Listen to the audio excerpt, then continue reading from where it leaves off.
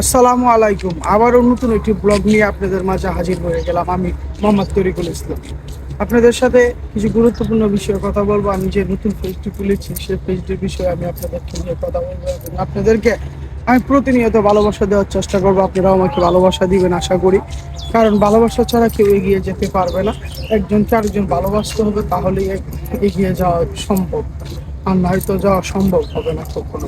কারণ ভালোবাসা এমন এক জিনিস, ভালোবাসা অনেক ধরনের রং ধরে, কিন্তু ফেসবুক প্ল্যাটফর্মের রংটা হয়েছে অন্যরকম। একজনকে আরেকজন ভালোবাসতে হবে, এটাই আমি জানি। এছাড়া ব্যতিক্রম অন্য কিছু আমি জানি না।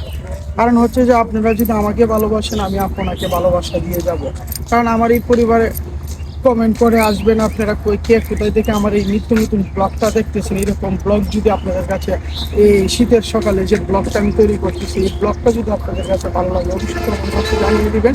আরেকটি ব্লগ আমি নিয়ে আসবো, কিন্তু আপনারা ভালোবাসা দিয়ে যাবেন এবং কমেন্টে বলে যাবেন যে কে কোথায় থেকে দেখতেছেন, ব্লগটা কীরকম হয়েছে সেটা অবশ্যই আপনাদের কাছে আমি জানতে চাইবো যে কীরকম হয়েছে সে বিষয়ে।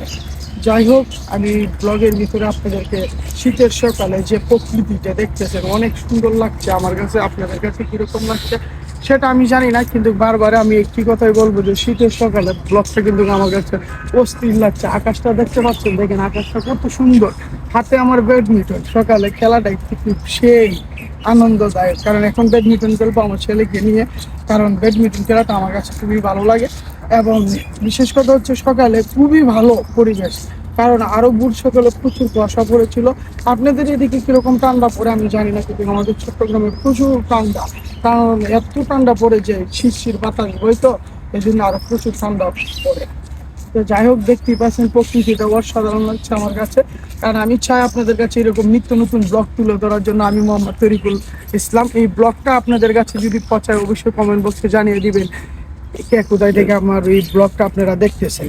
আপনাদের পরিবারে আমি অবশ্যই ঘুরে আসবো এবং আমাকে ভালোবাসা দিবেন, আমি আপনাদেরকে ভালোবাসা দিয়ে যাব। সকলকে হ্যাপি নিউ ইয়ারের দ্বিতীয় দিনের শুভেচ্ছা। সকলে ভালো থাকবেন, সুস্থ থাকবেন এবং এরকম ব্লগ যদি আপনাদের কাছে ভালো লাগে, শীত সকালে প্রকৃতি দৃশ্যগুলো দেখতে যদি ভালো লাগে, নিত্য নতুন ব্লগ আপনাদের সামনে আমি হাজির করব। এবং এই ব্লগটা যদি ভালো হয় অবশ্যই সকলকে দেখার সুযোগ করবে এবং শেয়ার করে দিবেন এই ব্লগটা। কারণ দেখেন এই প্রকৃতিটা, দেখেন এই প্রকৃতিগুলো কত সুন্দর, কত ভালো লাগছে যে প্রকৃতিটা দেখে আপনাদেরকে আমি বুঝাতে পারবো না।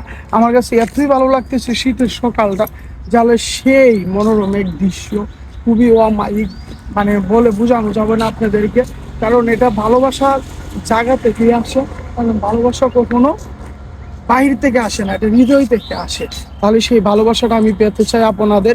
কারণ আপনাদের কাছে আমি আশা একটাই করবো, আপনারা কি ধরনের ভিডিও পেতে চান আমার এই এই শেখ রুবেল 944 পেজ থেকে কি ধরনের ভিডিও পেতে চান অবশ্যই আপনারা আমাকে জানাবেন। কারণ আমি নিত্য নতুন ভিডিও আপনাদেরকে দিব এবং নিত্য নতুন ভিডিও আমি তৈরি করবো ইনশাআল্লাহ, আপনাদেরকে কথা দিলাম। এবং আপনারা আমাকে ভালোবাসা দিতে হবে, কারণ ভালোবাসা ছাড়া কেউ এগিয়ে যাওয়া সম্ভব নয়। সকলে ভালো থাকবেন, সুস্থ থাকবেন। এই পর্যন্ত রইল, আরও দেখার অপেক্ষা করেন, শেষ পর্যন্ত আরও নতুন কিছু আসবে।